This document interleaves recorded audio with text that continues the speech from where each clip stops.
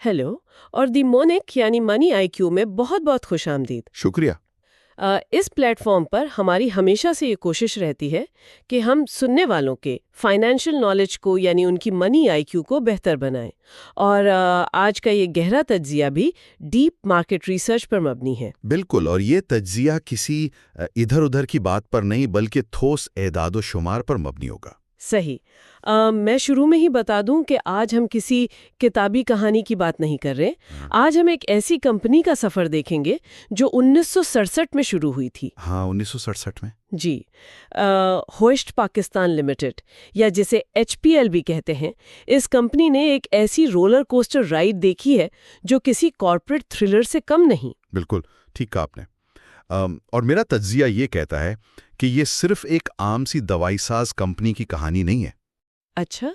हाँ देखें, ये पाकिस्तान की मौशियत, हमारी पॉलिसी चेंजेस और सबसे बढ़कर जो लोकल ओनरशिप होती है ना, उसके असरात की एक बेहतरीन मिसाल है। वाह। यानी किस तरह एक मुकामी सरमायाकारी पूरी कंपनी का रुख बदल सकती है। सही। चलिए इसको थोड़ा खोल कर देखते हैं। मैं इस तज्जिए में यही देखना चाहती हूँ कि कैसे एक कंपनी जो किसी वक्त भारी नुकसान में डूबी हुई थी, उसमें 2025 में आकर रिकॉर्ड मुनाफे तक का सफर तय किया। और ये सफर आसान बिल्कुल नहीं था। हाँ, जाहिर है। अगर हम HPL के शुरुआती दिनों पर नज़र डालें तो ये 1967 में बनी थी।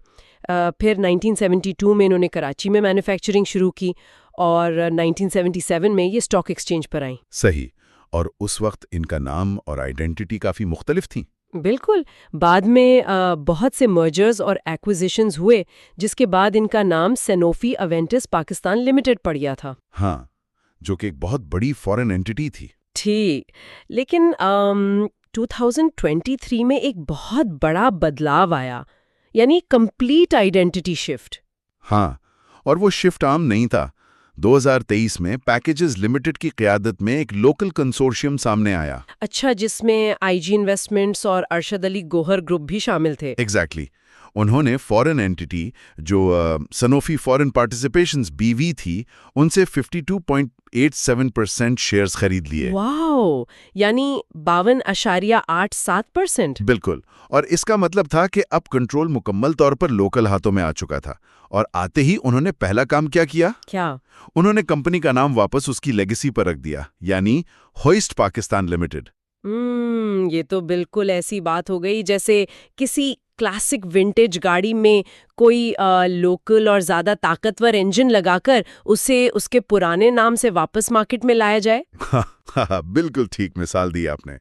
और आज 2025 में अगर देखें तो कंपनी के टोटल लगभग 9.6 मिलियन शेयर्स हैं, जिनमें से तकरीबन 74% एसोसिएटेड या रिलेटेड पार्टीज के पास हैं। सही। पर मेरे जहन में एक सवाल है। जी पूछिए। क्या सिर्फ फॉरेन टैग हटाकर लोकल टैग लगाने से या नाम बदल देने से इतना फर्क पड़ता है? यानी फैक्ट्री तो वही है। यहाँ जो सबसे हैरान कुन बात है वो ये कि फर्क सिर्फ नाम का नहीं होता, फर्क डिसीजन मेकिंग का होता है। अच्छा। देखें, जब आलमी सतह पर फैसले होते हैं तो उन्हें लोकल मार्केट के उतार चढ़ाव का इतना गहरा अंदाजा नहीं होता। सही। लेकिन जब लोकल डिसीजन मेकिंग आती है तो उन्हें मार्केट की नब्ज का पता होता है। उन्हें पता होता है कि किस वक्त क्या कदम उठाना है। बिल्कुल। आइए इस नब्ज को थोड़ा और करीब से देखते हैं, खुसूसन 2019 से 2021 के दरमियान के अरसे में। वो साल तो बहुत ही मुश्किल थे इस इंडस्ट्री के लिए। हाँ, क्योंकि अक्सर लोग सोचते हैं कि अगर दुकान पर ग्राहक बढ़ रहे हैं तो मुनाफे में भी इजाफा हो रहा होगा, पर आदादोशुमार कुछ और ही कहानी सुना रहे थे। बिल्कुल।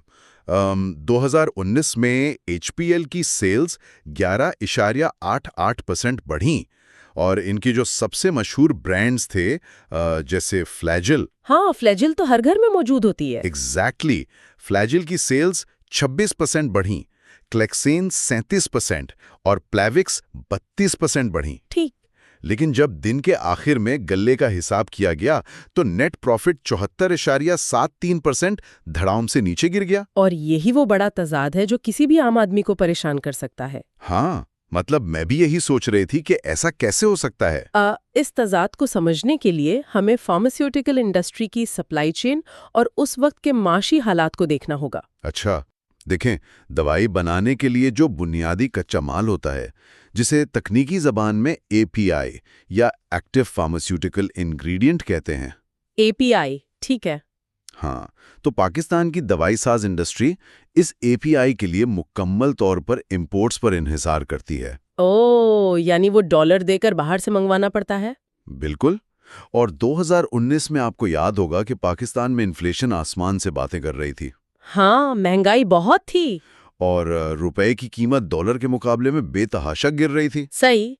तो जब उन्होंने बाहर से रॉ मटेरियल मंगवाया तो उनकी लागत अचानक बहुत बढ़ गई। एग्जैक्टली। लेकिन मसला यहाँ ख़त्म नहीं होता। आम बिजनेस में आप क्या करते हैं? मैं शायद प्रोडक्ट की कीमत बढ़ा दूंगी। ठीक, लेकिन दवाई की कीमत आप खुद नहीं बढ़ा सकते। वो ड्रैप यानी drug regulatory authority of Pakistan control करती है। ओह, तो ड्रैप ने कीमतों पर सख्त पाबंदी लगाई हुई थी। यानी लागत बढ़ रही है पर कीमत वही है। बिल्कुल।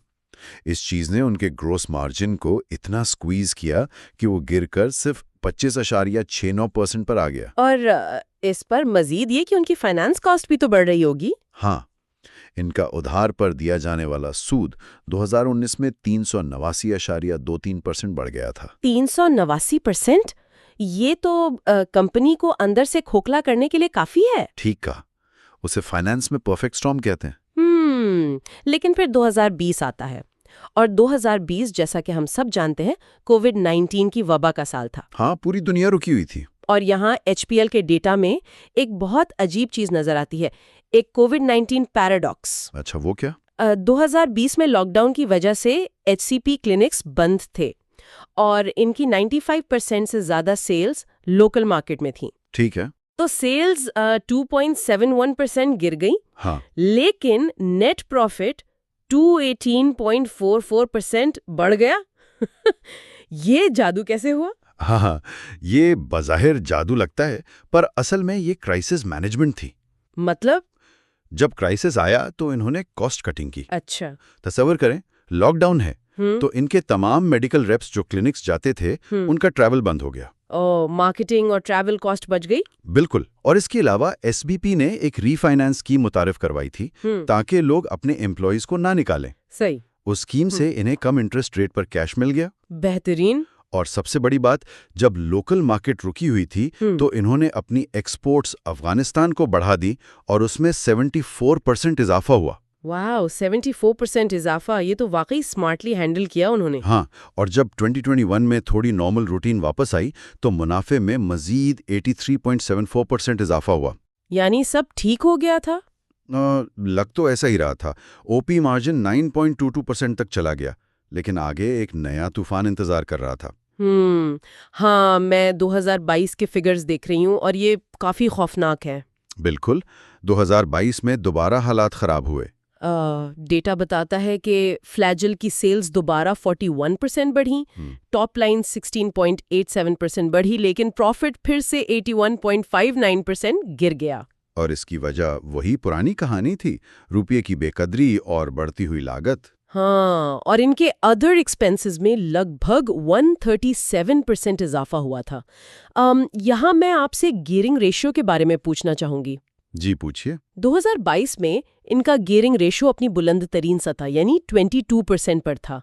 ये गियरिंग रेशियो आम जबान में क्या होता है? देखें, इसे एक मिसाल से समझते हैं। तसव्वुर करें आप एक पहाड़ी पर चढ़ रहे हैं और आपकी कमर पर एक बैकपैक है। अच्छा। गियरिंग रेशो इस बात का पैमाना है कि उस बैकपैक में उधार की कितनी भारी ईंटें मौजूद हैं। ओह, यानी इक्विटी के मुकाबले में बैंकों का उधार कितना है? ठीक पकड़ा आपने। 22% का मतलब है कि उनके बैकपैक में उधार का बोझ बहुत ज्यादा था। और उस वक्त इंटरेस्ट रेट्स भी बहुत तेजी से बढ़ रहे थे। बिल्कुल। इंटरेस्ट रेट बढ़ने का मतलब है कि वो बैकपैक और ज्यादा भारी हो रहा था और उन्हें नीचे खींच रहा था। सही। अगर हम इसे बड़ी पिक्चर से जोड़ें तो ये उधार किसी भी चलती हुई कंपनी को डिफॉल्ट के करीब ले जा सकता था। लेकिन फिर 2023 आता है, द कमबैक ईयर। हाँ, यहां से पूरी कहानी का रुख बदलता है। अभी थोड़ी देर पहले हम जिस लोकल कंसोर्शियम की बात कर रहे थे, उनका इम्पैक्ट यहाँ नजर आना शुरू होता है। ठीक कहा आपने। ऐसा एदादो-शुमार डाटा में मौजूद है जो मुझे सबसे ज्यादा हैरान करता है। और वो क्या है? उन्होंने अपना गियरिंग रेशियो 0% कर दिया, यानी शॉर्ट टर्म उधार बिल्कुल खत्म। एग्जैक्टली ये उनका मास्टर स्ट्रोक था। एक ऐसी मईशियत में जहां इंटरेस्ट रेट्स आसमान को छू रहा हो, वहां खुद को जीरो डेट पर ले आना एक बहुत बड़ा अचीवमेंट है। मतलब उन्होंने वो उधार की ईंटें बैकपैक से निकाल फेंकी। बिल्कुल ठीक मिसाल को जोड़ा आपने। उन्होंने बैंकों को उनका पैसा वापस दे दिया। अब जो रुपयों भी कमाया जा रहा था, उसमें से सूद काटने वाला कोई नहीं था। और इसका असर हमें दिख भी रहा है। 2023 में सिर्फ फ्लैगजिल की सेल्स ने 5 बिलियन रुपए का मार्क क्रॉस कर लिया। हाँ, और नेट प्रॉफिट 116.33% बढ़ गया। लेकिन यहाँ आकर बात वाकई बहुत दिलचस्प हो जाती है। वो इसलिए क्योंकि 2024 आने वाला था। बिल्कुल। 19 फरवरी 2024 को एक ऐसा फैसला हुआ जिसने उनके लिए मैजिक का काम किया। हाँ, DRAP का कीमतों की डीरेगुलेशन वाला फैसला। जी, नॉन एसेंशियल मेडिसिन्स की कीमतों को डीरेगुलेट कर दिया गया, यानी कंपनी खुद कीमत तय करेगी। और इस फैसले ने गेम चेंज कर दी। वाकई, क्योंकि अब वो अपनी लागत को कवर कर सकते थे। बिल्कुल। अब सोचें, एक तरफ उन्होंने अपना उधार जीरो कर लिया था और दूसरी तरफ उन्हें कीमत बढ़ाने की आजादी मिल गई। ये तो बिल्कुल सोने पर सुहागा वाली बात हो गई। एग्जैक्टली। और इस कंपाउंडिंग इफेक्ट ने जो नतीजा पैदा किया, वो हमें फिगर्स में साफ नजर आता है। मैं बताती हूँ। 2024 में ग्रॉस मार्जिन बढ़कर 31.51% हो गया ठीक। और नेट प्रॉफिट में हैरान कुन 414.72% का इजाफा हुआ। क्या बात है। यानी खालिस मुनाफा 1857.14 मिलियन रुपीस, तकरीबन 1.85 अरब रुपए तक पहुंच गया। ये एदादो-शुमार खुद अपनी कहानी बयान कर रहे हैं कि फाइनेंशियल डिसिप्लिन का क्या असर होता है। बिल्कुल। और एक और अहम बात, मुश्किल वक्त में इनके एम्प्लॉयज़ 717 रह गए थे, लेकिन 2024 में जब प्रॉफिट आया तो एम्प्लॉयज़ बढ़कर 807 हो गए। जो इस बात का इशारा है कि कंपनी अब फलने फूलने के मोड में थी। सही। और ये पॉजिटिव ट्रेंड 2025 में भी आगे बढ़ा। बिल्कुल बढ़ा। 2025 में इनके मार्जिन्स अपने उरूज पर थे। हाँ, जीपी मार्जिन 36.53% था। ठीक। सेल्स 30.9 बिलियन रुपए से तजावुज कर गईं, जो पिछले साल से भी 15.63% ज्यादा थीं। और मजे की बात यह है कि उनकी चारों बड़ी कैटेगरीज एंटीबायोटिक्स, डायबिटिक्स, कार्डियोलॉजी और कंज्यूमर हेल्थ केयर, सब में सॉलिड ग्रोथ थी। सही। और गियरिंग रेशियो वो अब भी सिर्फ आटे में नमक के बराबर, यानी 2% रहा। बेहतरीन। और नेट प्रॉफिट मजीद 56.67% बढ़कर 2,909.54 मिलियन रुपए हो गया। तकरीबन 2.9 अरब रुपए। जी। और एम्प्लॉयज भी 991 तक पहुंच गए हैं। पर यहाँ मेरे जहन में एक बात आती है। जी, क्या बात है? तो अब आगे क्या? आपका इशारा मुस्तकबिल की मंसूबाबंदी की तरफ है। हाँ, क्योंकि अब कंपनी के पास बहुत अच्छा मुनाफा है, तो क्या इस कैश को ऐसे ही बैंक में रख दिया जाए? बिल्कुल नहीं। इन्फ्लेशन के दौर में कैश को फारिग रखना अक्लमंदी नहीं है। इस मामले में एचपीएल की मैनेजमेंट ने 3 बड़ी चीजों पर तवज्जो दी है। अच्छा, वो 3 बड़ी बातें क्या हैं? पहली है एनर्जी एफिशिएंसी। सही। देखें, पाकिस्तान में किसी भी फैक्ट्री का सबसे बड़ा खर्चा बिजली होती है। और वो मुसलसल महंगी हो रही है। एग्जैक्टली। तो उन्होंने सोलर एनर्जी पर इन्वेस्ट किया और अब उनकी टोटल एनर्जी कंजम्पशन का 23% सोलर से आ रहा है। ओह वाओ, इससे तो उनकी फिक्स्ड कॉस्ट काफी बच रही होगी। बिल्कुल। दूसरी बड़ी बात है डाइवर्सिफिकेशन और लोकल सब्सिडरी बनाना। जैसे एचपैक वेलनेस प्राइवेट लिमिटेड, जिसकी उन्होंने 2024 में बुनियाद रखी। ठीक कहा आपने। और 2025 में उन्होंने इसमें 270 मिलियन रुपए इन्वेस्ट किए, यानी 27 करोड़ रुपए। ये तो न्यूट्रिसिटिकल्स और वेलनेस प्रोडक्ट्स पर काम करेंगी, है ना? जी हाँ, क्योंकि आजकल लोग दवाइयों से ज्यादा सप्लीमेंट्स पर ध्यान दे रहे हैं। ये एक ग्रोइंग मार्केट है। बिल्कुल सही कहा।